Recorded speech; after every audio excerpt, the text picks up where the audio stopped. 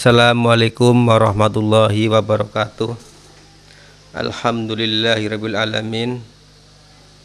Wa bihi nasta'in ala umuri dunya waddin. Wa ala alihi washabbihi ajmain. Qala Allah ta'ala fil kitabil karim. A'udzu billahi minasyaitonir rajim. Bismillahirrahmanirrahim. Innamas shadaqatu lil fuqara'i wal masakini wal 'amilina 'alaiha wal mu'allafati qulubuhum wa fir riqabi wal gharimina wa fi sabilillahi wa ibnis sabil faridatan minallah wallahu alimun hakim. Amma ba'du. Alhamdulillahirabbil alamin. Puji syukur kehadirat Allah, Tuhan semesta alam. Alhamdulillah pada hari ini kita diberikan nikmat sehat sehingga bisa melaksanakan saum kita pada tahun ini dengan berhasil atau dengan sampai sudah hari yang 10 hari yang terakhir ini. Semoga puasa kita mendapatkan pahala dari Allah Subhanahu wa ta'ala. Pada kali ini saya akan menyampaikan tentang mustahik zakat atau orang-orang yang berhak menerima zakat. Saya ambil dari Al-Quran tadi. Pada muqaddimah disebutkan bahwasanya orang yang berhak menerima zakat itu ada 8 golongan. Berdasarkan dari surat At-Taubah ayat ke-60, Innamas shadaqatu lil fuqara'i, sesungguhnya zakat itu hanyalah untuk orang-orang yang fakir.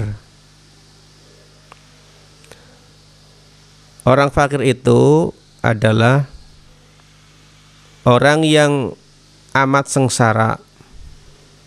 sengsara hidupnya, tidak mempunyai tenaga dan harta untuk memenuhi kebutuhan hidupnya. Jadi sangat sengsara, tidak punya harta, tidak punya tenaga untuk memenuhi kebutuhan hidupnya, ya. Jadi nggak punya tenaga, nggak punya kemampuan fisik, dan dia juga tidak punya apa-apa. Ini fakir namanya. Ini adalah orang yang berhak menerima zakat.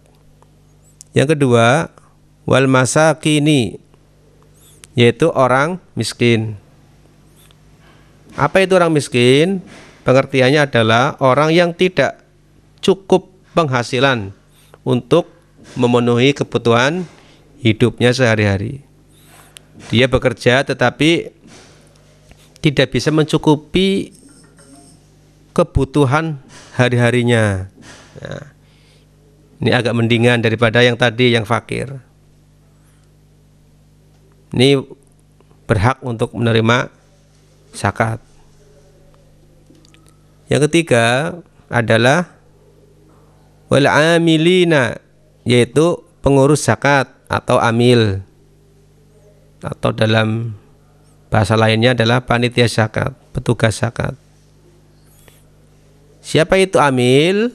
Yaitu orang yang diberi tugas untuk mengumpulkan dan membagikan zakat. Jadi amil itu tugasnya mengumpulkan dan membagikan zakat. Ini dapat bagian dari zakat, ya, atau golongan orang yang mendapatkan zakat. Yang keempat adalah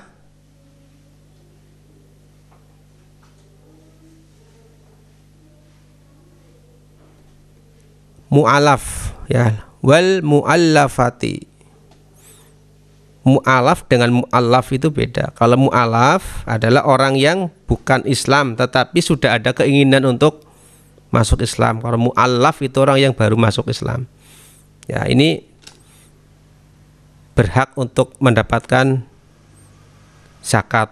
Kenapa orang yang baru masuk Islam itu diberikan zakat? Yaitu untuk memantapkan hatinya untuk masuk atau memeluk agama Islam, atau biar iman yang ada di dalam hatinya itu menjadi kuat, karena orang mu'alaf itu masih lemah, jadi perlu diperhatikan. Yang kelima, riqab, ya. Apa itu riqab? Orang yang berhutang. Orang yang berhutang karena untuk kepentingan yang bukan maksiat dan ia tidak sanggup membayarnya.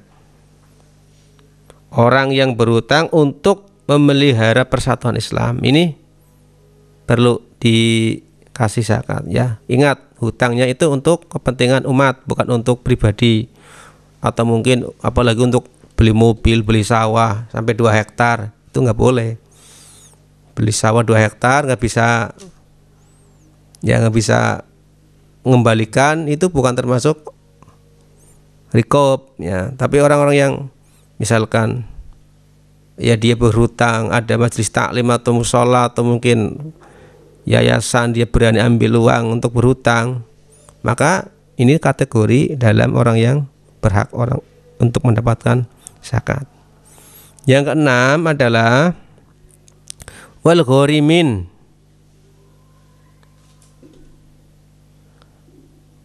Yang selanjutnya adalah sabilillah, sabilillah. Orang yang berjuang di jalan Allah, atau dalam bahasa agamanya fisabilillah, yaitu orang yang berjuang untuk keperluan pertahanan Islam.